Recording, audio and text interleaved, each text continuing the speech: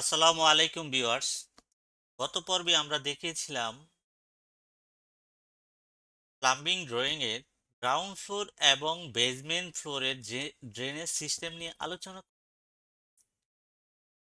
তো আজ আমরা টিপিক্যাল ফ্লোর প্ল্যানের ভার্টিক্যাল ডাক পজিশন নিয়ে আলোচনা করব।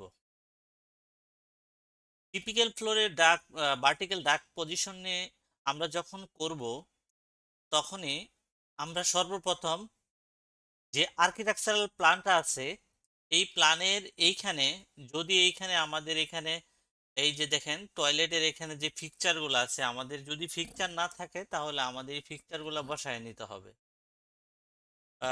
বেসিন, তারপর কমোড, তারপর হচ্ছে ফ্লোর ট্যাপ, শাওয়ার, এগুলো আমাদেরকে বসায় নিতে হবে।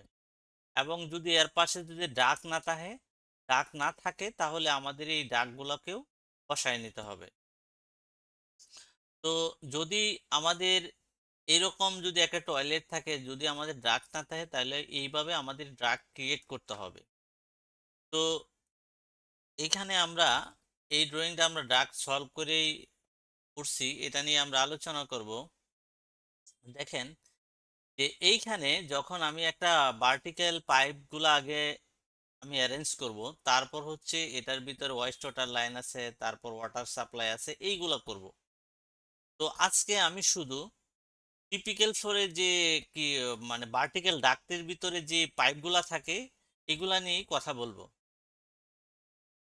তো এখন এই যে দেখেন এখানে টয়লেট আছে, এই টয়লেটের এইখানে যে আমাদের কি পাইপ আছে, একটা টয়লেটের পাশে এইখানে লেখা আছে 4 ইঞ্চি সয়েল স্টেক, 4 ইঞ্চি সয়েল স্টেক, তারপর এইখানে আছে 4 ইঞ্চি ওয়েস্ট ওয়াটার স্টেক।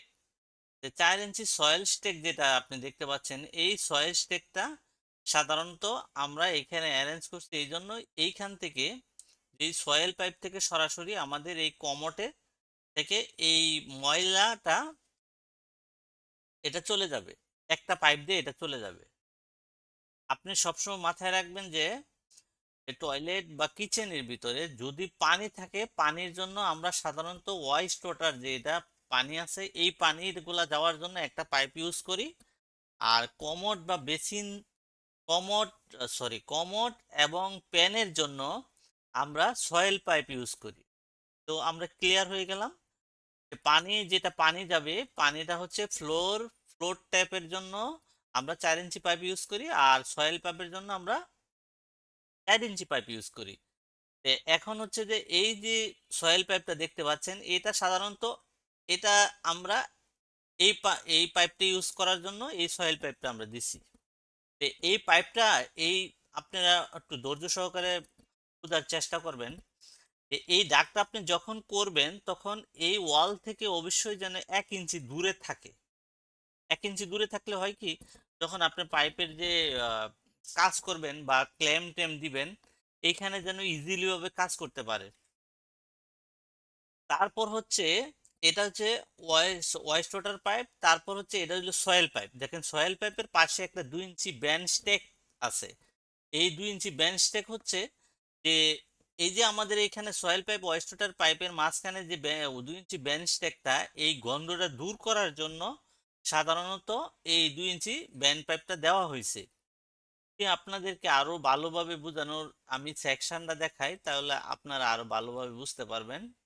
এখানে আসেন, এইখানে দেখেন এটা যদি আমার সয়েল পাইপ, এটা যদি আমার সয়েল পাইপ হয়, আর এই যে সয়েল পাইপটা হচ্ছে দেখেন এইখান থেকে সয়েল পাইপটা আমার এই যে মানে টয়লেটের নিচ দিয়ে যে, তারপর এখানে এই যে দেখেন সয়েল পাইপটা এটা টয়লেটের নিচ দিয়ে যায়, এই যে প্যান থেকে এখানে চলে আসলো। আর ওয়াইস্ট ওয়াটারের যে পাইপটা, এই যে এটা হইলো ওয়াইস্ট ওয়াটার পাইপ, এই পাইপটা এইখান থেকে যে এই যে এখানে যখন পানিগুলা গোসল করবে বা পানি এখানে থাকবে, তখন এই পানিটা এইখান থেকে এসে এখানে চলে যাবে।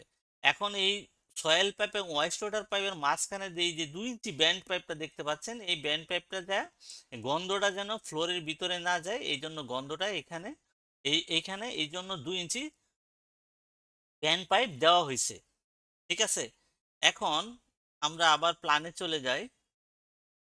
এটা হচ্ছে আমাদের সয়েল এবং ওয়েস্ট ওয়াটার পাইপ, মাঝখানে একটা ব্যান্ড পাইপ আছে। এখন আসেন, এখন আর কি কি পাইপ থাকে। এখন আমরা এখানে দেখেন, এখানে আমরা দিছি water supply down pipe. Water supply down পাইপটা হচ্ছে টয়লেট যে আছে, টয়লেট বা কিচেনের এইখানে যে পানিটা যাবে, ধরেন এই এই যে এইখানে যে আমি টয়লেটের যে পানিটা ইউজ করে ভার্টিক্যালি এই পাইপটা উপরে চলে যাবে, ছাদের উপর থেকে ট্যাঙ্কি ওভারহেড ওয়াটার ট্যাঙ্ক হয়ে তারপর প্রতিটি ফ্লোরে ফ্লোরে ঢুকে যাবে। হ্যাঁ, এই জন্য এখানে আমরা ওয়াটার সাপ্লাই ডাউন পাইপ দিছি। যদি আমরা এখন সেকশনে চলে আসি, তাহলে আমরা আরো ক্লিয়ার ভাবে বুঝতে পারবো। দেখেন এই যে পাইপটা, এই যে পাইপটা উপর থেকে যে এই যে নিচের দিকে আসার পর এখানে দেখেন প্রতিটি ফ্লোরে ফ্লোরে 3-4 ইঞ্চি ডায়া পাইপ প্রতিটি ফ্লোরে ফ্লোরে মানে টয়লেটের দিকে ঢুকে গেছে। তারপর এখানে পানি দিছে, পানিগুলো ঢুকে গেছে। রূপ থেকে আমরা আলাদা, রুফের যে রুফ থেকে রুফ প্লাস এর নিচে দুইটা ফ্লোরের জন্য আমরা আলাদা একটা পাইপ দিছি। কেন পাইপ দিছি? কারণ হচ্ছে যে অনেক সময় এই পাইপটা নিচে যে ভরতে ভরতে অনেক সময় লেগে যায়, তো রুফে যারা থাকে, রুফের নিচে বা দুইটা ফ্লোর নিচে যারা থাকে ওই পানিটা পর্যাপ্ত পরিমাণে পানিটা পায় না। এর জন্য আলাদা করে এই রুফের জন্য আমরা আলাদা পাইপ দিয়ে এইখানে দেখাই দিছি। তো আশা করি আপনারা এটা ক্লিয়ার ভাবে বুঝতে পারছেন। এখন চলে আসেন, এখন চলে আসি আমরা 4 ইঞ্চি রেইন ওয়াটার ডাউন স্টেক। ঠিক আছে। আচ্ছা, আরেকটা জিনিস হচ্ছে যে ওয়াটার সাপ্লাই যে আপনারা দেখতে পাচ্ছেন এই পাইপটা রূপ থেকে কেমনে আসলে এটা আমরা আগে দেখি। এই দেখেন, এই যে রুফের থেকে ওভারহেড ওয়াটার ট্যাঙ্ক হয়ে উপর দিকে রুফের ভিতরে এখানে 2 ইঞ্চি ইউপিবিসি ওয়াটার ডিস্ট্রিবিউশন পাইপ। এই পাইপটা দেখেন এই স্লোপে পানিটা এখানে যে তারপর এইখানে এই পানিটা যখন এইখানে যাবে ভার্টিক্যালি এটা নিচে নেমে যাবে। নিচে নেমে তখন প্রতিটি ফ্লোরে ফ্লোরে পানি চলে যাবে। এই যে এটা এরকম হয়ে যাবে।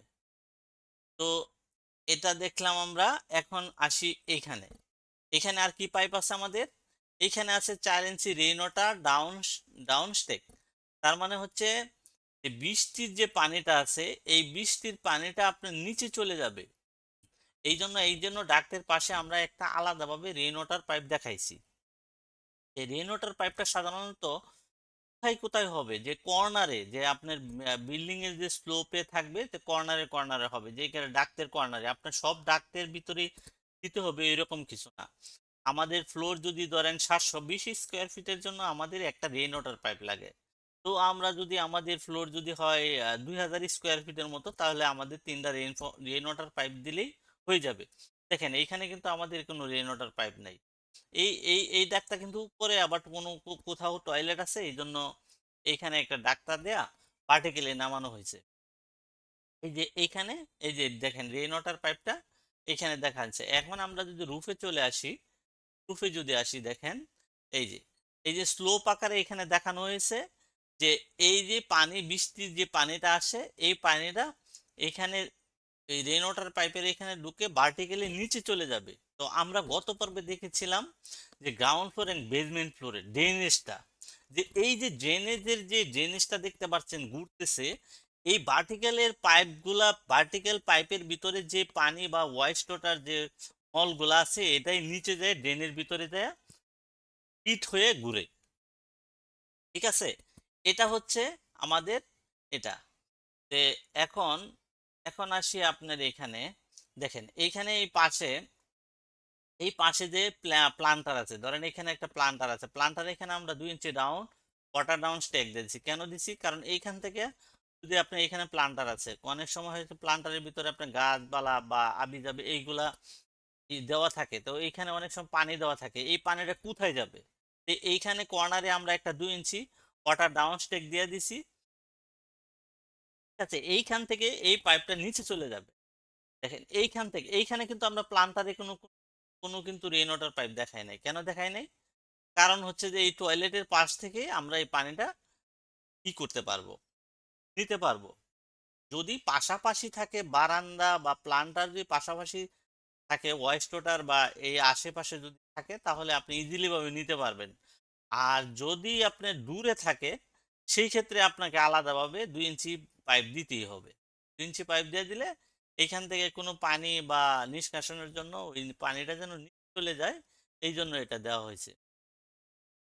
তারপর এইখানে দেখেন কিচেনের পাশে আমরা গ্যাসের যে রাইজার গুলো আছে, যে গ্যাস আছে, এই গ্যাসের রাইজার গুলা এখানে পাশাপাশি আমরা দিয়ে দিছি, যেন এই কিচেন থেকে আমাদের মানে আপনার গ্যাসগুলা করতে পারে আর কি, গ্যাসের রাইজার গুলা নিতে পারে।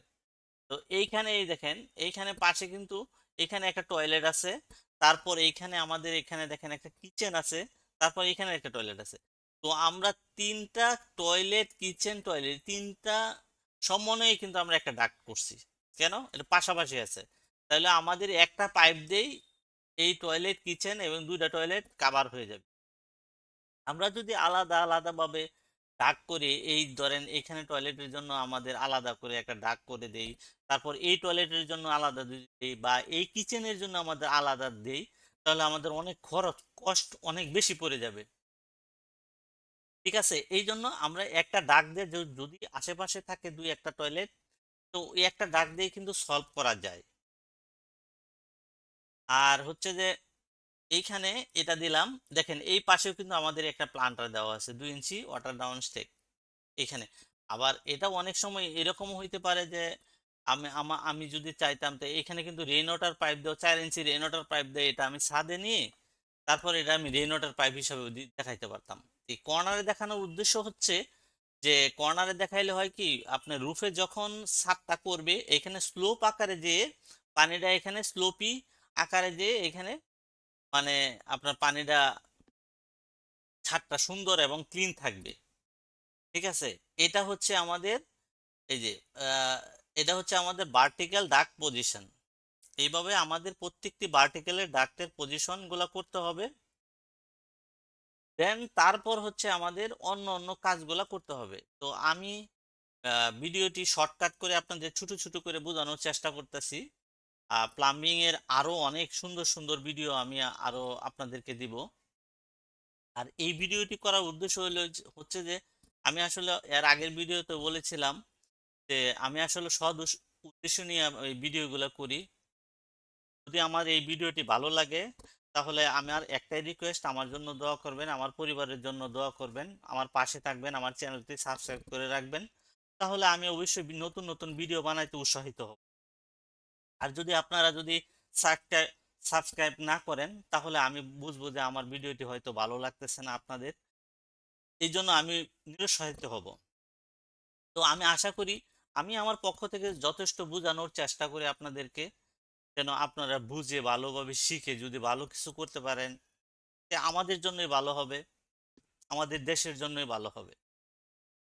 তো প্রত্যেকটি ড্রয়িং আপনারা এইভাবে একটু একটু করে দেখবেন। প্লাম্বিং ড্রয়িং বা একটু কঠিন কিছু না, জাস্ট একটু যদি বুঝেন তাহলে আপনি শিখে ফেলবেন আর কি। তো এইভাবেই আমরা কি করব, প্লাম্বিং এর দাগ পজিশন গুলা করব এইভাবে। এটাও কিন্তু আমাদের একটা, এই যে এইভাবে দাগগুলা করব, এইভাবে ডাক্তার পজিশন গুলো করব। তারপর এই যে এখানে সেকশন গুলা যে আছে, এই সেকশন গুলো আমরা বোঝার চেষ্টা করবো। এই সেকশন গুলোকে দেখেন, এখান থেকে যে আমাদের পাইপ গুলা নামছে, এই যে 1.5 ইঞ্চি পাইপ গুলা নামছে, আমরা কিন্তু ওই টয়লেটের ভার্টিক্যাল পাইপে এখানে দেখানো ছিল, এটা কিন্তু তার একটা সেকশন। এইখানে এটা কি, এই যে সিসি সেকশন, এটা হলো প্রেসার রিডিউসিং বাল্ব বলা হয়। কারণ হচ্ছে পানির যে প্রেসারটা আছে, প্রেসারটা রিডিউস করার জন্য এখানে 35 psi একটা রিডিউস বাল্ব দেওয়া হয়, যে এখানে পানির প্রেসারটা রিডিউস করার জন্য। তারপর আমরা এই যে রেইন ওয়াটার বা ওয়েস্ট ওয়াটার পাইপের মাঝখানে যে একটা ছিলাম, আমরা ব্যান্ড পাইপ দিছি। তারপর দেখেন এইখানে আবার ওই যে একটা অফসেট ব্যান্ড দেওয়া হয়, এটাও কিন্তু যখন একটা হাই রাইজ বিল্ডিং হবে, তখন এইরকম পাইপগুলোকে অফসেট ব্যান্ড হয়ে যাবে, পানির প্রেসারে যেন পাইপগুলো ফেটে না যায়, এই জন্য একটা অফসেট ব্যান্ড দেওয়া হয়। তো এইখানে অফসেট ব্যান্ড দেওয়ার ক্ষেত্রে আপনারা সবসময় লক্ষ্য করবেন যে আমরা অনেক সময় ডাক কি করি, যদি 5 তলা বা 6 তলা বিল্ডিং হয়, সেক্ষেত্রে আমরা কিন্তু ডাকগুলাকে এরকম 5 ইঞ্চি বা 6 ইঞ্চি বা 4 ইঞ্চি পাইপ, যেহেতু 6 ইঞ্চি দিয়ে দিই। ভাই এটাতে প্রবলেম হবে, কারণ হচ্ছে যখন আপনি এইখানে যদি আমার 4 ইঞ্চি পাইপটাকে অফসেট ব্যান্ড করেন, তখন কিন্তু আমাদের পর্যাপ্ত জায়গা লাগবে, আরো 4 ইঞ্চি জায়গা লাগবে, তো আমার 8 ইঞ্চি জায়গার দরকার। তো এইখানে এরকম যদি আমি 10 ইঞ্চি জায়গা দেই, তাহলে আমার আমার আর কোনো প্রবলেম হবে না। তখন আমার পাইপটা ইজিলি ভাবে একটা ফ্লোরে সাডেনলি একটা ফ্লোরে আমি বেন্ড করতে পারবো। এই রকম ভাবেই।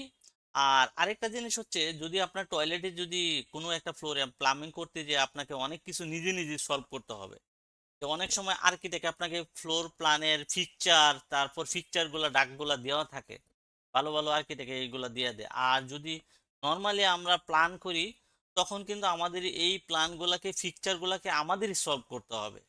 যেমন এইখানে আপনি একটা ফ্লোর ট্যাব দিবেন, এই যে এইখানে ফ্লোর ট্যাব দিবেন, এই যে এইখানে এই পাশে ফ্লোর ট্যাব দিবেন, তারপরে এরকম বেশি কমোড দিবেন, প্যান দিবেন, বেসিন দিবেন, কোথায় লাগে এটা দিবেন। তারপর এটার আঙ্গিকে আপনার এই যে ভার্টিক্যাল যে পাইপগুলো আছে কিভাবে কিভাবে করবেন এগুলা দিবেন। তারপর হচ্ছে যে এই যে ডাকগুলার একটা নাম দিবেন। এটা যেমন ধরেন 4 আছে, এটা আমরা 1 দিলাম, এটা 2 দিলাম, তারপরে এটা 3 দিলাম, এটা 4 দিলাম, এটা 5 দিলাম।